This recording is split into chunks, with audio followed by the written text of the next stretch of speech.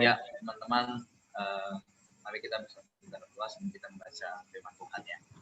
Amin. Tuhan Yesus, kami bersyukur padamu, Tuhan. Ya, Tuhan. Malam ini Tuhan kami kembali boleh datang kepadamu. Tuhan syukur belas kasihan-Mu Tuhan. Tuhan kami boleh membaca kita, boleh membaca firman Tuhan. Mulai firman Tuhan yang kami baca, Tuhan terus menerangi kami. Tuhan terus mengamati kami Tuhan, Tuhan boleh mengerti setiap perkataan Tuhan, juga boleh menerapkan dalam kehidupan kami sehari-hari. Terpujilah nama Tuhan. Amin. Amin. Amin. Amin. Oke. Tuhan. Urutannya belum ya? Ya. Tidak apa-apa, spontan aja ya. Saya, kemudian Renat, kemudian nanti Iva, Alvin. Nah, kalau Joshua sudah bisa ikut baca, boleh nanti. Siap. Di bagian akhir. Bisa, Kak, bisa. Oke. Ya, saya dulu mulai ya. Pada tahun yang ketiga pemerintahan Yoyakim, Raja Yehuda, datanglah Nebukadnezar, Raja Babel, ke Yerusalem, lalu mengepung kota itu.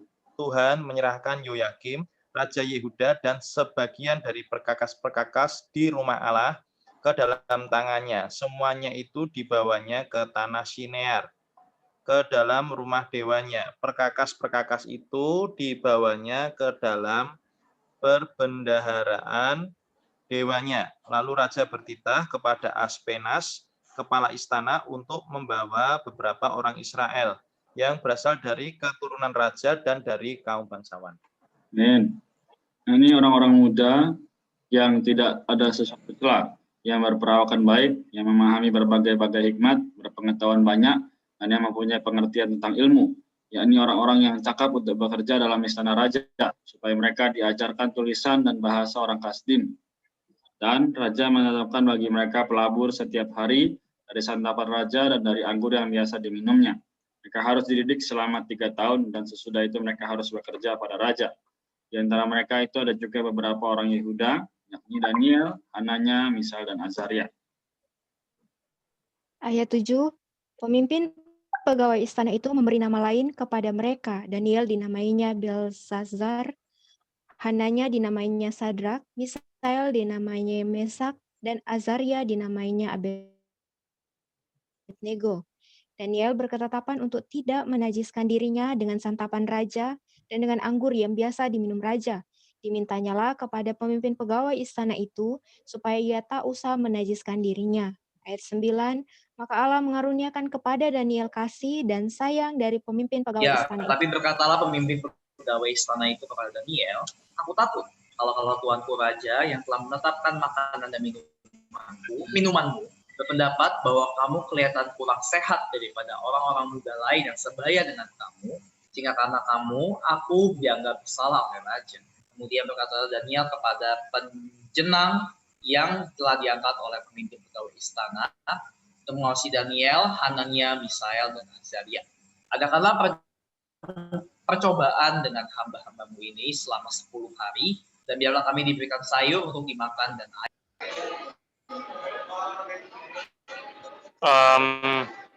Sesudah itu dibandingkanlah perawakan kami dengan perawakan orang-orang muda yang makan dari santapan raja, kemudian perlakukanlah hamba-hambamu ini sesuai dengan pendapatmu. Didengarkannya lah permintaan mereka itu, lalu diadakanlah percobaan dengan mereka selama 10 hari.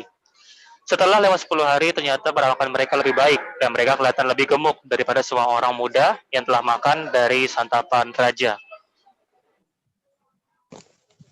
Boleh. Pak Daniel 1 ayat 16.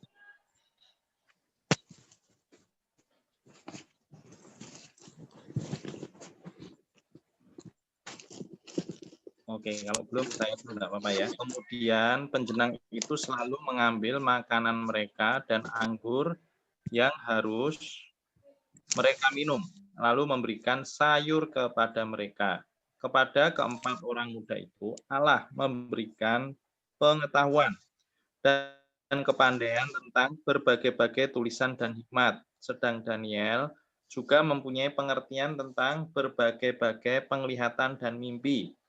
Setelah lewat waktu yang ditetapkan raja bahwa mereka sekalian harus dibawa menghadap, maka dibawalah mereka oleh pemimpin pegawai istana itu ke hadapan Nebukadnezar. Ayat 19 ya. Atau saya atau Raulian dulu? Raul sudah bisa? Sudah. Oke, silakan. Amin. Ayat 19 ya. Ayat 19. Raja bercakap-cakap dengan mereka, dan di antara mereka sekalian itu tidak didapati yang setara dengan Daniel, Hananya, Misael, dan Azaria. Maka bekerjalah mereka itu pada raja. Dalam tiap-tiap hal yang memerlukan kebijaksanaan dan pengertian yang ditanyakan raja kepada mereka, didapatinya bahwa mereka 10 kali lebih cerdas daripada semua orang berilmu dan semua ahli jampi di seluruh kerajaannya. Daniel ada di sana sampai tahun pertama pemerintahan Kores. Amin. Tuhan. Berarti lanjut ke ini ya. 2 Yohanes.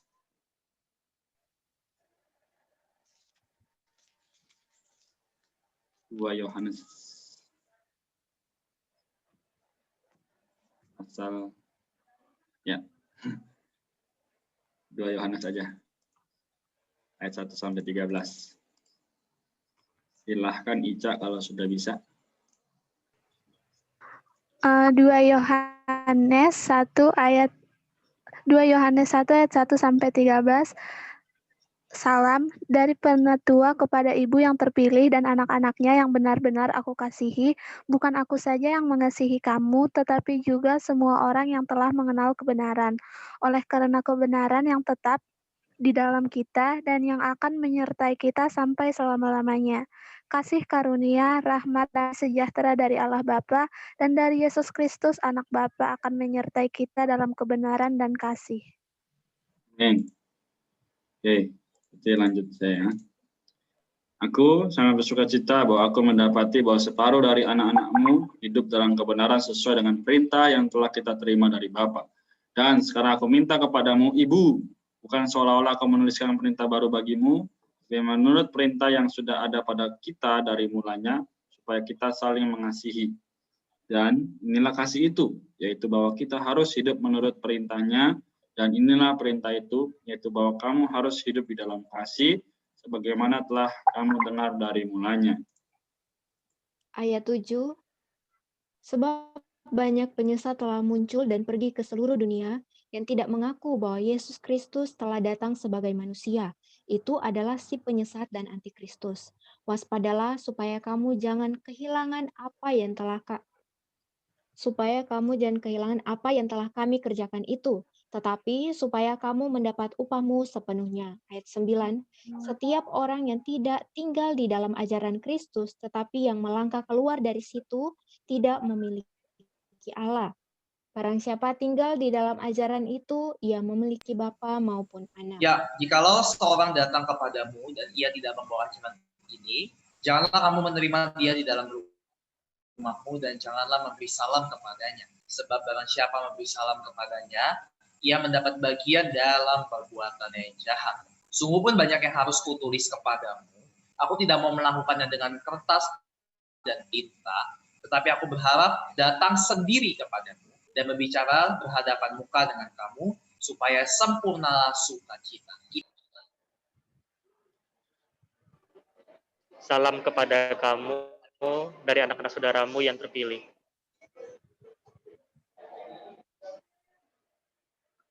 Amin. Baik, kita boleh sharing ya. Ini kita cukup pendek porsi untuk hari ini ya. Kita ada waktu 18 menit. Mari silakan ada yang mau sharing apa berkat yang kita dapatkan baik dari kitab Daniel ya pasal 1 tadi ayat 1 sampai 21 atau dari surat 2 Yohanes.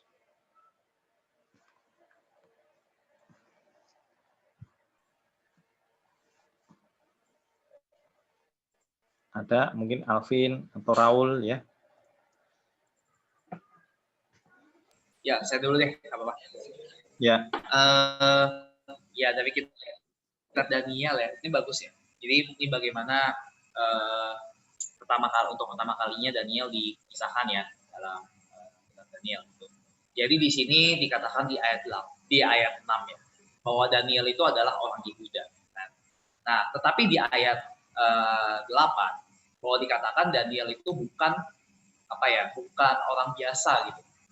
Ya, jadi di sini dikatakan Daniel berketetapan untuk tidak menajiskan dirinya dengan santapan raja dan dengan anggur yang biasa diminum raja.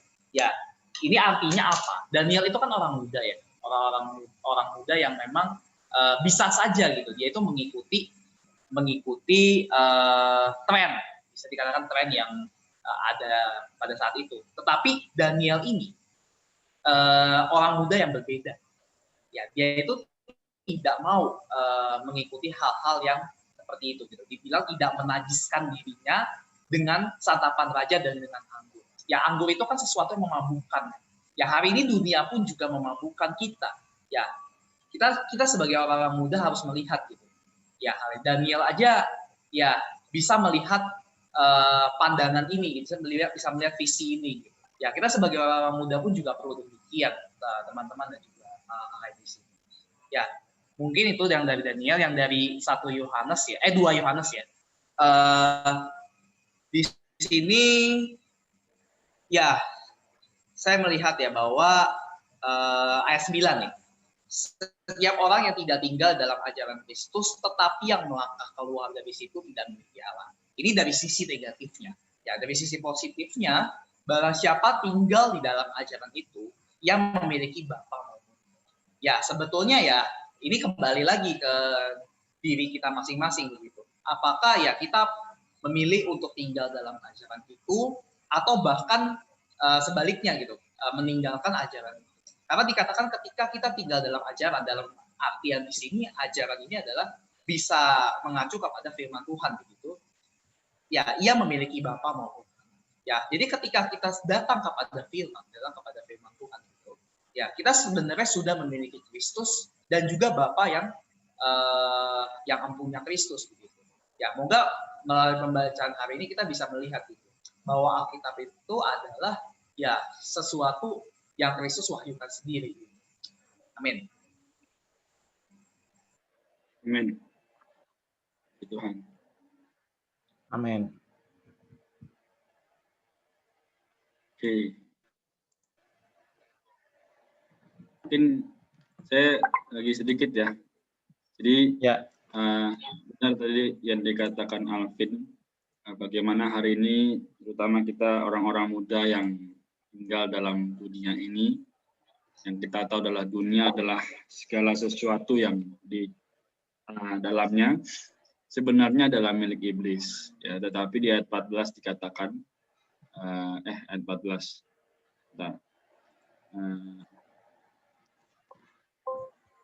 Ayat ke-17, ayat 17 katakan, pada keempat orang muda itu Allah memberikan pengetahuan dan kepandaian tentang berbagai-bagai tulisan dan hikmat. Sedang Daniel juga mempunyai pengertian tentang berbagai-bagai penglihatan dan mimpi. Nah, yang saya lihat dari ayat ini adalah, ternyata jika seorang itu betul-betul mempunyai hubungan yang baik atau intim dengan Tuhan, maka Tuhan itu pasti akan memberikan yang baik supaya kita bisa membedakan manakah kehendak Allah, mana yang bukan. Nah, kalau misal pada saat itu mereka tidak dekat dengan Allah, pasti mereka akan sama seperti orang-orang sebangsanya di situ, maksudnya sejaman di situ. Mereka akan menyembah berhala juga, ya kan? Mereka akan sama-sama seperti orang yang lain. Tapi puji Tuhan ya, hari ini kita sebagai orang-orang yang juga percaya Tuhan, harusnya bisa melihat ini, perbedaan yang mungkin kelihatannya tipis, tapi itu berbeda. Ya. Jadi yang saya tahu adalah bagaimana hari ini kita seharusnya sebagai orang yang telah dipilih dan ditentukan oleh Tuhan menjadi anak-anaknya, kita harus bisa memiliki kehidupan yang berbeda. Ya tadi kayak Joshua bilang harus makan sayur. Iya, makan sayur. Maksudnya makanan kita berbeda dengan makanan mereka, yaitu misalnya hari ini mereka banyak baca novel. Ya, kita orang yang percaya harus membaca Alkitab gitu. Nah, ini makanan yang berbeda dari kebanyakan orang. Nah, contoh lagi misal banyak orang pergi ke contoh ya bioskop. Nah, tapi kita apa? Berbeda, kita makan sayur, yaitu apa? Kita meluangkan waktu untuk berdoa, ya. kita memiliki satu hubungan yang rohani dengan Tuhan, gitu, masuk ke dalam hadirat Tuhan dan sebagainya, sehingga kita bisa dikuatkan. Jadi ini yang bisa saya dapat, puji Tuhan. Amin. Saya dapat di sini di Perjanjian Baru yang surat Yohanes yang kedua ayat 7. Sebab banyak penyesat telah muncul dan pergi ke seluruh dunia yang tidak mengaku bahwa Yesus Kristus telah datang sebagai manusia. Itu adalah si penyesat dan antikristus. Hari ini banyak ajaran-ajaran juga yang di luar yang tidak mengakui perkara Allah Tritunggal. Perkara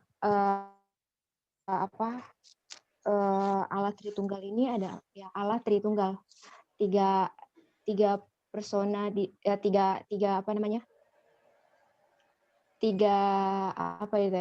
tiga aspek di dalam satu persona gini, Bapa, Putra, dan Roh. Hanya mengakui perkara Allah saja, atau ada yang mengakui cuman perkara Roh Kudus saja, dan tidak mengakui bahwa Yesus Kristus telah dia pernah menjadi manusia gitu, di mana dia Allah yang berinkarnasi menjadi manusia yang namanya Yesus yang mati bangkit menjadi roh itu dan tinggal di dalam setiap orang yang percaya. Di dalam Yohanes pasal 10 ayat 30 berkata bahwa Yesus dan Bapa adalah satu. Tetapi banyak hari ini di luar yang tidak mengakui perkara ini.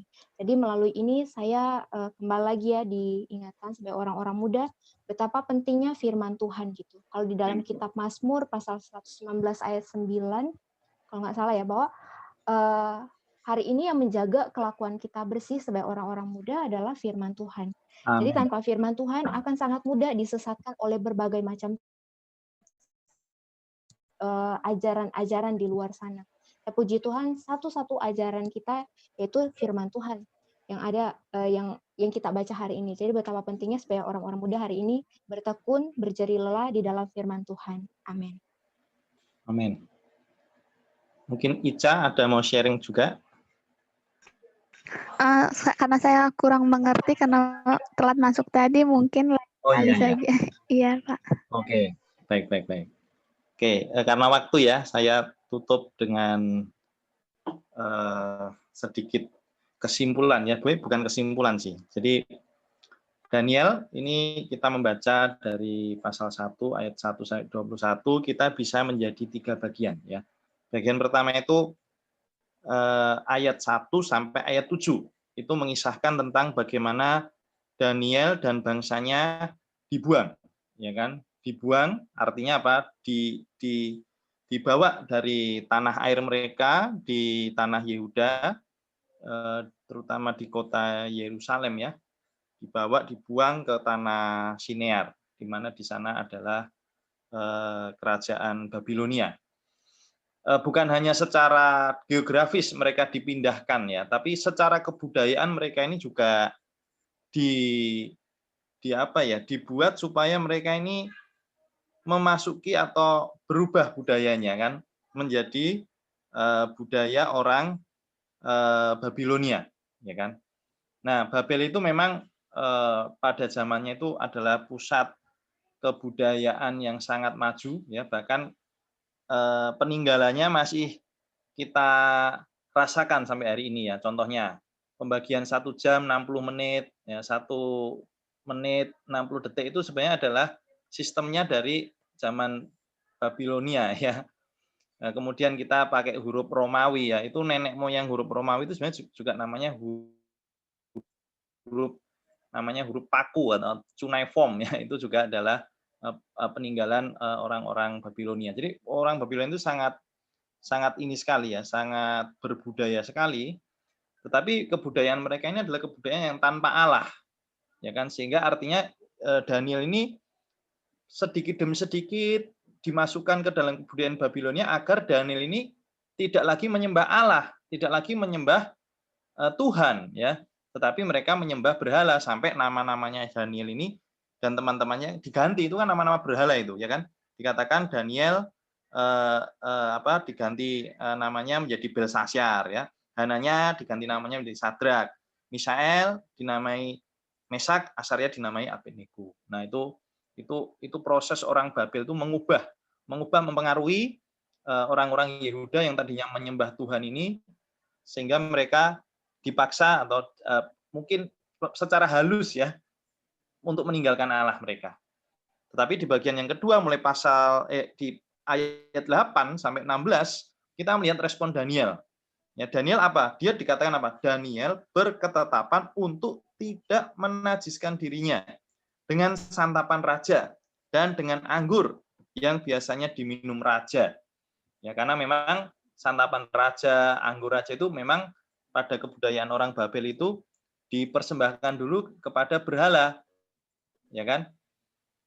Daniel berketetapan, ya. Dia tidak mau menajiskan dirinya. Nah, sebenarnya ini bisa menjadi sebuah penerapan kita ya. Hari ini kita sebagai anak-anak Tuhan, kita masih hidup di dalam dunia ini. Dunia itu berusaha sebenarnya mengubah kita. Ya, dengan apa? Kebudayaan pragmatisme ya, filsafat pragmatisme. Artinya lebih mementingkan tujuan ya, artinya pokok ada nggak itu untungnya buat saya? Apa untungnya buat saya begitu? Jadi artinya lebih memperhatikan diri kita sendiri ya. Materialisme. Jadi segala sesuatu dinilai dari material ya, dari materi maksud saya ya. Kemudian adalah hedonisme ya. Perkara hidup yang nyaman ya, hidup yang senang-senang ya. Saat ini kan lagi sebelum pandemi itu banyak traveling ya, atau food vlogger dan lain sebagainya ya kan. Nah, ini sebenarnya sedang ingin mengubah anak-anak Tuhan. Supaya apa? Supaya pelan-pelan hati kita ini dipalingkan dari Allah kepada perkara-perkara yang lain. Tapi kita perlu memiliki sikap seperti Daniel. Daniel berketetapan untuk tidak menajiskan dirinya. Ya, memang kita masih hidup di dalam dunia, tetapi ada satu filter ya yang bisa menjaga kita. Apa itu? Ya. Filternya adalah firman Tuhan. Nah, karena itu kenapa kok Kefas mengajak kembali, ayo waktu makan kita sisihkan setengah jam, ya kita mengambil firman Tuhan, memfilter ya segala perkara-perkara yang bisa mempengaruhi kita secara perlahan-lahan. Mungkin tidak secara drastis ya, perlahan-lahan akhirnya kita mulai terhadap Tuhan, ya terhadap firman Tuhan menjadi biasa-biasa saja. Ya. Nah, yang terakhir itu adalah 17 sampai 21. Itu adalah reputasi Daniel. Ya, Daniel ini akhirnya apa? Tuhan memberikan kepada Daniel itu kepandaian ya, 10 kali lebih cerdas. Ya, karena dia menolak santapan raja, memilih makan sayur ya kan. Nah, dan bahkan apa?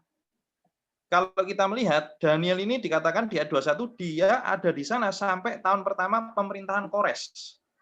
Nah, dari Nebukadnezar sampai Kores itu ada 4 kali pergantian pemerintahan sebenarnya. Nebukadnezar digantikan Belshazzar, tapi Belshazzar kemudian dikudeta ya oleh kerajaan Persia, yaitu rajanya adalah Darius ya kan. Dan kemudian dari Darius ke Kores.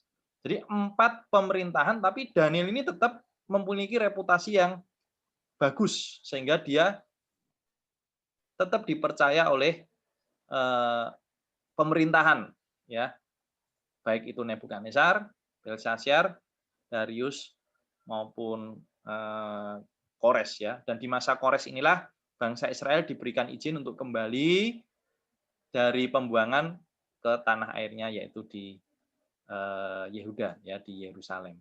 Nah, dari sini kita hidup di dunia, kita perlu menolak ya segala pengaruh-pengaruh dunia dengan tetap berpegang pada firman Tuhan. Nah, lalu apa? Reputasi kita justru tidak menjadi orang yang aneh, tapi justru menjadi berkat. Bisa mengekspresikan ini loh. Ya, ketika kita mengambil Alkitab sebagai nilai-nilai hidup kita itu justru menjadi berkat bagi banyak orang. Nah, kalau dikaitkan dengan 2 Yohanes, tadi ada satu perkataan yang bagus. 2 Yohanes mengatakan di ayat 4, aku sangat bersukacita bahwa aku mendapati bahwa separuh dari anak-anakmu hidup dalam kebenaran. Nah, hidup dalam kebenaran. Berlainan dengan di 1 Yohanes itu ada satu peringatannya di ayat yang terakhir. Jangan kamu menyembah berhala, atau di sini dikatakan waspadalah terhadap segala berhala. Nah, bagaimana waspada terhadap segala berhala? Kita hidup ya di dalam kebenaran. Apa kebenaran hari ini? Kebenaran hari ini adalah firman Tuhan. Nilai-nilai kebenaran yang kekal, yang bisa sangat aplikatif di dalam kehidupan kita sebenarnya ya.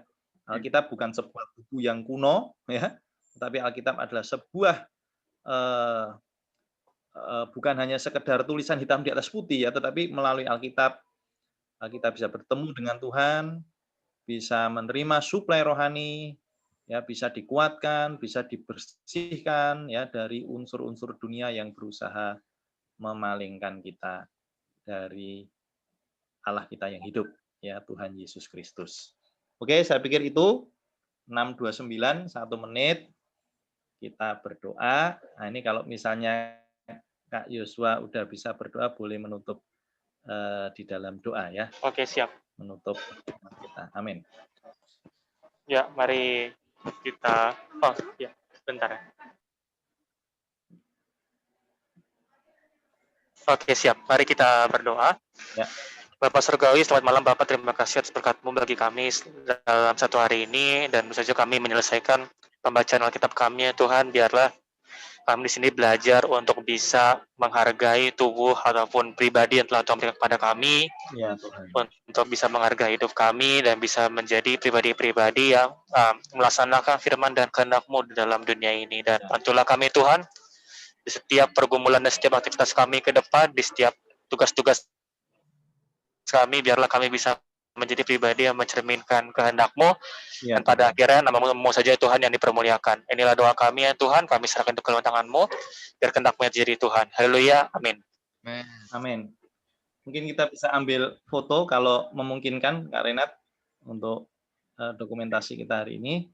Setelah itu kita selesai ya. Oke, Joshua lagi di luar ya.